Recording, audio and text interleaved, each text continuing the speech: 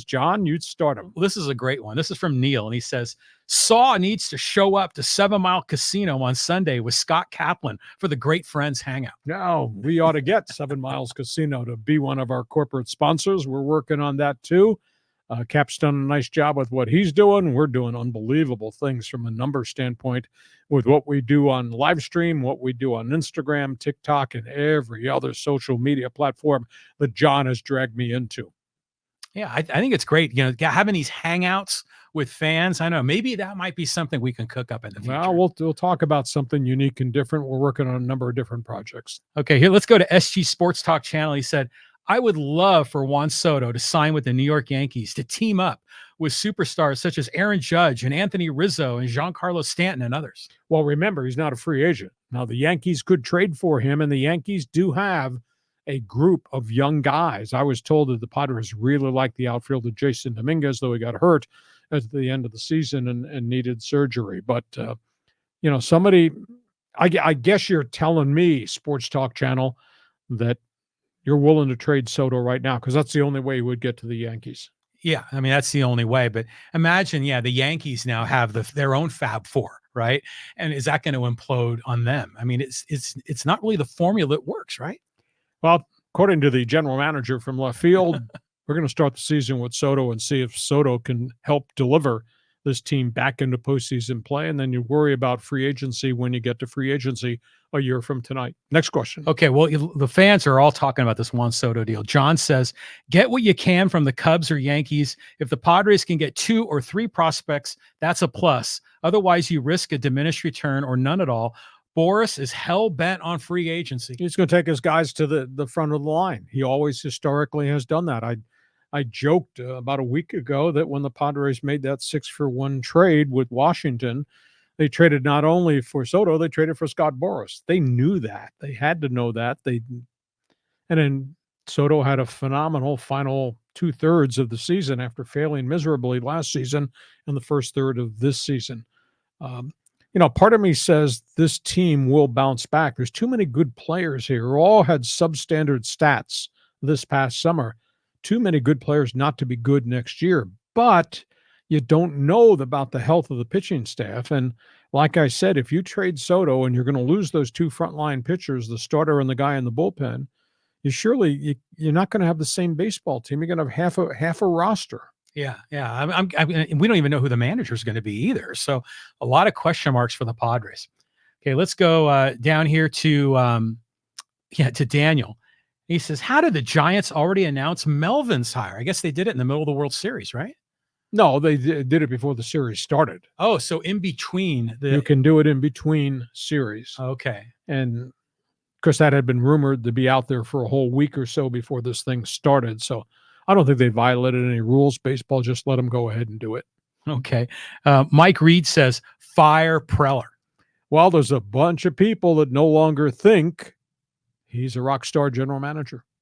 He's got to prove that he can fix the mess that he created. And I'd never say never because he's always done creative things. I do agree with his philosophy, boots on the ground everywhere. He's got scouts everywhere evaluating players, and whether it's an established star like Hassan Kim or whether it's a rental like Nick Martinez, they have done a good job. He's also made a bunch of mistakes. He's also overspent what was a blank check budget that the owner gave him. But it'll be fascinating to see what he does. What is his decision on Soto? Is there any hope at all on Snell and Hader? If those guys leave, how are you going to replace them? If you trade Soto, then you're going to have significant budget space to go get other guys. But then are you going to overpay to go get those other guys to come in here? And then you create another set of problems for you. Fascinating winter ahead of us. Well, who do you like more, Preller or Kim Ng as a GM? Oh, I like Preller because I think he's just bold. And I think he knows baseball. Kim did a good job in terms of it, working with a very constricted budget in Miami, helping develop and keep farm system players. And then at the trade deadline, making deals to go get bats. And of course, last winter, she got the 354 hitting Luis Arias from Minnesota, which was a hell of a trade.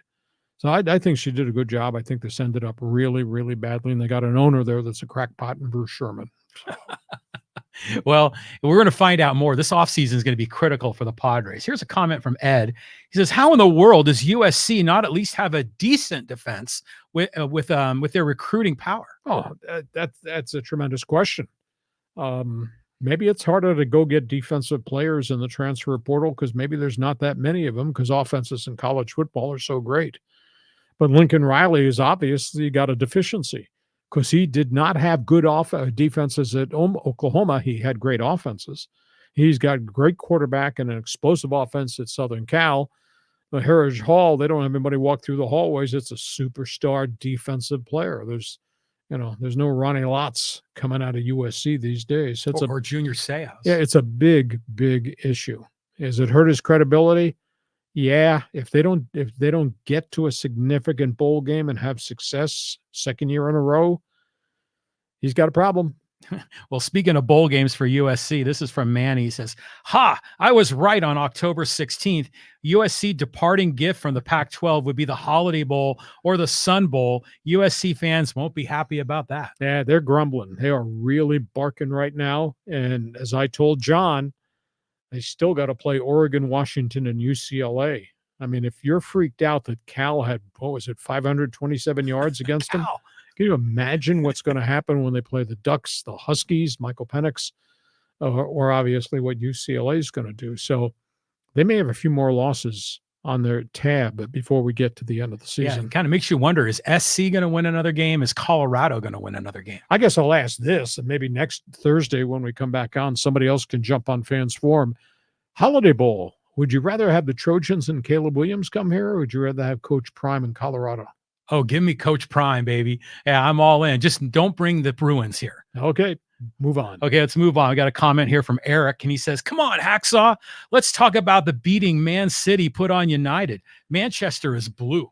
Manchester United is not what they were before. I mean, when you think 500 record, Man U, Red Devils, this middle of the season, wow. And Manchester City, they're beating everybody.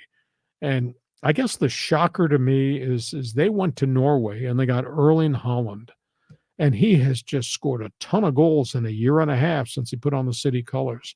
Manchester City is a really, really good program. Arsenal has bounced back in the English Premier League. Liverpool's got goal scoring now that they did not have a year ago this time. And Man U is just not what Manchester United was before. This is the greatest part about Fans Forum, because you can get any sports question and you've got a take. You know what the hell's going on, and it's incredible. You're right. I am bleeping brilliant. I'm not going to apologize for that. Okay, let's get in some of our social media folks here. And let's see, who do we got? Let's go here. This is a good one. Talk about the World Series from Anthony. He says, come on, Lee. I remember you from Phoenix days on KTAR. Give the Dbacks some love and just say, I'm pulling for the home team. I was very impressed, and John had to bark at me and convince me because I thought the minute they got into postseason, this pitching staff would get overwhelmed, and it has not happened. I knew that Zach Gallen was a warrior. I did not think Merrill Kelly was anything more than just a guy, and he's been so impressive in his postseason starts. So we'll see what happens now in games 3 and 4, because now you get to the back end of the rotation, and maybe then it becomes bullpen days. And I don't know that those things are real good. But the chemistry of Arizona is so impressive to me. They got so many different guys who can put the ball in play, and suddenly they're manufacturing runs, whether it's station to station or they're driving balls into the gap. Texas hangs around, waits for somebody to hit a home run, and they do hit a lot of home runs. That's a $513 million free agent investment that they made over the last 2 calendar years. So Arizona's done it through the farm system. Texas has done it through free agency. I think it's been a fun playoff series and so many upsets. I think equally important, Anthony, is a conversation. Who's not here?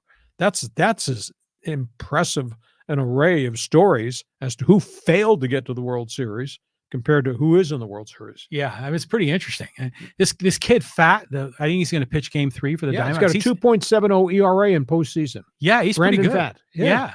And I remember for the last few years, people always talking about Torey Lovullo and what a great manager he was or is, but his team was never that good. I guess are we seeing the Torey Lovullo everyone talked about? Yeah, I think there's a real esprit de corps within that clubhouse. And I give Mike Hazen, the general manager, credit. He came from the Red Sox, and he had a lot of patience. And he stuck with that manager because they had a blueprint that said this is going to be painful. My God, they lost 110 games a couple of years ago. Yeah. Yeah, and they force-fed all those kids. They stayed free of injuries, which has helped. But Corbin Carroll, Ketel Marte, those are really good baseball players. Yeah, they really are. I mean, it's an impressive team. And Tommy Pham, man, is in the mix. So I love that. This 15-minute quadrant brought to you by Tommy Pham. Now, Yeah. we don't know what's going to happen in games 4, 5, and 6 with Tommy Pham, but we move on. Okay, let's get another MLB question. And this is from Doug. And he says, baseball is losing its following. And I believe this is why. Work your ass off all year and let a mediocre team 15 to 22 games out last year with the Padres in the latter case. And we get 3 out of 5 set that helps these teams advance. It's not the coaches, it's the owners. Like so much that has gone on in America, our pastime has been stolen from us by greedy corporations and teams that are regulated by corporate mentality. It is not about the coaches. It's about the game and its rapid descent. Why can't you see this? Here's the issue. And I maintain 162 game schedules too much. Take it back to the number that worked before when it was 154. Include more off days during the regular season. Start your playoffs a little bit early. Now, I don't know if there's a solution because wild card baseball has obviously been put into place as a marketing tool to make the end of the season really important. And you have a team that hasn't won, that has a decent season and forges its way into the wild card. Give you an example, Cincinnati, the Big Red Machine was a long time ago. Here the Reds are in first place, and they hung around, just missed out right at the end, ran out of gas, didn't make a trade to get a pitcher at the deadline. But I'll tell you, the fan support in Cincinnati and enthusiasm for Major League Baseball in some of these other cities was really spectacular. So the wild card to me works because it creates phenomenal interest in the final month of the season. The games are really important. Now, then we got into the one-game playoffs. And you thought, man, that's great theater, John. Mm-hmm. And then all of a sudden, people are barking. I played 162 games, and I got knocked out in a one-game series. That's not fair. So baseball said, okay. And they worked with the union on this. Let's go to a best of 3. But so you go to a best of 3, marketing, I do agree with you. It is about the bank. It is about dollars.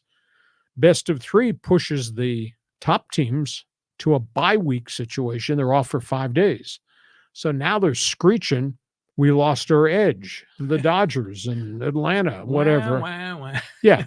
So you know, I don't know where the middle ground is to make it right for everybody.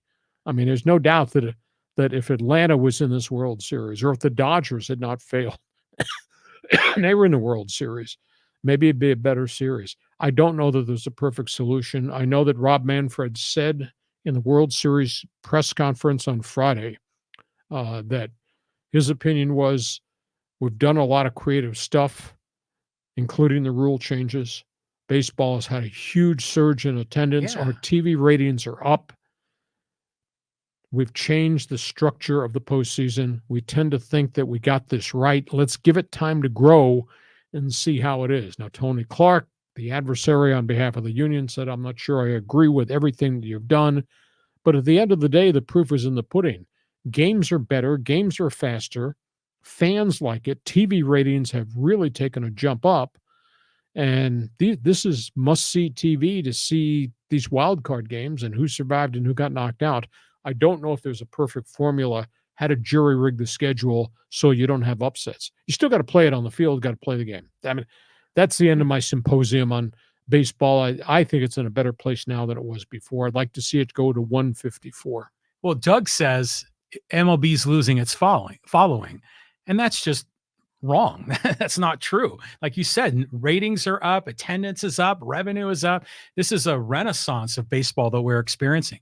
But think about this in the NFL. Have you ever heard of the team with the 1 or 2 seed in the playoffs say, well, I don't know, we got that bye week, might lose our edge. They value that, as a chance to. So many people beat up. Exactly. They can get healthy. They can kind of reorganize. In the case of baseball teams, you can get your number one in the number one spot lined up. You line them up. Exactly. So I think this is just whining fans that are playing for entitled teams like the Astros and the Dodgers that think they own the world, and they get knocked out. Well, that's the way the game goes, right?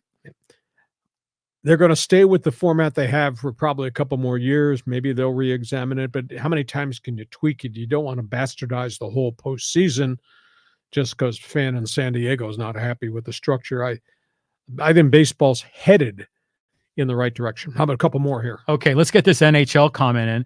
And this is actually interesting. This is from a video clip we did almost a year ago. And Joe Bird says, hey, Quebec needs a team again. I would love to see the Coyotes move to Quebec. Well, the NFL, I should say the NHL, is all about market size. And that's why they have been so strong in their support of the Coyotes to get a new arena built. Franchise hasn't been good for a chunk of time, since it moved it from Winnipeg. There's so many people that live in the Valley of the Sun. They're of the opinion if they get this new arena built, now they're looking at one over in Scottsdale after the Tempe thing failed, that they think that these fans are going to pour in because the NHL's become a hot ticket in a lot of different markets in the country. The league has not shown any inclination to yank the Coyotes out. Now you got Houston, which is a mega market. You got Atlanta, which has had the Thrashers and the Flames before that and failed, but Atlanta's a different market now. Quebec City is there. I think it's got great heritage. The rivalry, Quebec, the old Nordique, Montreal Canadiens, Toronto, would be spectacular. There's the disparity in the U.S. and Canadian dollar, which is a big issue. But, excuse me, I just think that Quebec is become such a vibrant economical market now with a new Olympic arena that they built with the hope they'd get a franchise. Maybe the NHL, instead of moving the Coyotes, if they think the Yotes can solve this, just expands. Mm-hmm. And they'll put a franchise in Quebec. I would like to see a franchise go back into Houston because that's such a burgeoning market. It's a different market now. Atlanta had their chance. I don't think I'd go there. Salt Lake City to me is too far-fetched. So maybe expansion's the way to go. What do you think the NHL can ever come to San Diego? I don't think there'd be a need for it because you got the Ducks in Anaheim, you got the Kings in LA. San Diego is a much smaller market at 3.5 million. Mm-hmm. That's a different topic for a different going to happen by next Monday. Yeah, not at all. Okay. So, can we get one more in? One more, go ahead. One more. All right, let's talk a little Chargers here. And this is from Sergio. He says, lifelong Chargers fan here. I'm only 26, but I became a fan because of LT and Marty, especially during the 2006 run where the Bolts were so dominant. It was great. I'm done with Staley. I still had faith in him in the beginning of the year. I thought he would learn something from that Jaguars game, but I see regression. Give me Michigan's coach. We're moving to a brand new facility next year. We need a new culture because this one is stale. Well, Staley's run out of explanations - excuses. I think he's run out of fan support. They still got some really tough games to play, including a bunch on the road. Got to stay healthy. Everybody's got to stay healthy. The catastrophe of all the quarterbacks that went down this past weekend. I mean, that impales the league and its ability of teams to have success. I just don't know historically that they're going to fire Staley after 3 seasons. But they got an uphill road to run just because they're in the AFC and there's a lot of good teams fighting for wild card spots, and they already got themselves into a hole with a 3-4 record, and they still got to play Buffalo, and they still got to play Baltimore, and they still got to play Kansas City again, and they got the East Coast road trip to a Jets team that thinks all of a sudden they're pretty good. So we'll see if they wind up sub 500, there'll be a lot of heat on Staley. But I still think as long as Justin Herbert is standing with the skill guys that they've put around, I think they can outscore a lot of people. Well, last week you were saying it was a big weekend for Chargers and the Raiders coaches because they couldn't afford another loss. Now, Staley won convincingly. Yeah, but he beat the Bears. The Bears. But the Raiders looked awful. I mean, Josh McDaniels still in the hot seat too, right? Yeah, and they played Detroit Monday Night Football. You think the Lions could punch him on the mouth? Yeah, I think so. And I think McDaniel's in more trouble than Staley is right now.